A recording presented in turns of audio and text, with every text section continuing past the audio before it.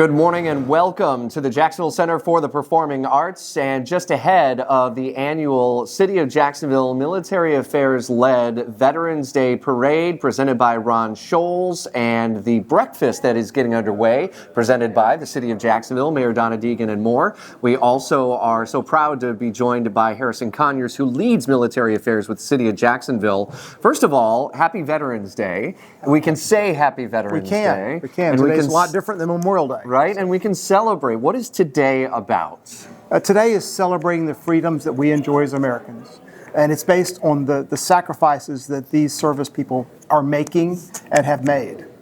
You'll have an opportunity to hear from so many who have served and others who I've seen walking through the doors who are in uniform today. What stories do you particularly listen for? I mean, you must hear an unending amount of stories, but what are you particularly listening for? It is so gratifying to be able to share the life stories of some of these sometimes elderly veterans that come through, and they tell us about their experiences in World War II, Korea, Vietnam, and then the War on Terror, and be able to glean their life stories and to see the heroic acts they did, but also the sacrifices they made on the home front, the sacrifices they made, with family, being away from family here, and to know that we get to celebrate this day because of the price they paid for it. This city gets to do it in a big way, bigger than any other city in the state of Florida, and why is that? Well, this is a patriotic city. The very fabric of the city is woven by veterans. 150,000 veterans in Jacksonville, Florida, 30,000 or more active duty military that here, and you count their families, it's close to half of our population. We have a breakfast getting underway. Walk us through what the next several hours will look like before the parade even begins. Absolutely. So we start off with Mayor Deegan's breakfast this morning to honor some of our veteran leadership here in the community.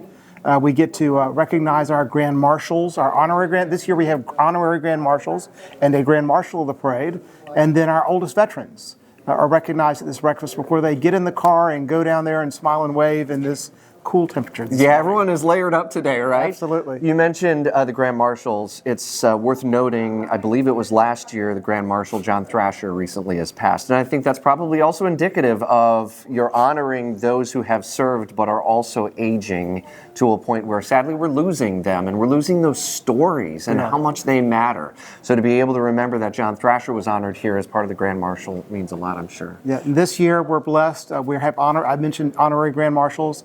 Colonel Lynn Loving, who was the first commander of Blount Island, but really after his service, after his 30 years of service in the Marine Corps, he dedicated his life to another 25 years of service in helping to found and run the 5-Star Veterans Center that serves veterans that need a hand up. And standing by his side was Susie Loving, his wife, and she made sure that they ran that center and really made it a bright, shining point of light in this community. And they are so honored, I'm sure, to have the honor today, but also to feel the love and the spirit. It warms you up a little bit on a chilly morning. I know we might see a little bit lighter attendance because of the cool air, but what are you hoping to see along the parade route? And what's the best spot for someone to come if they're thinking, okay, yeah, maybe I will come downtown? Well, anywhere along Bay Street. It's stretching from the Prime Osborne up toward the stadium. There's great spots to view this parade.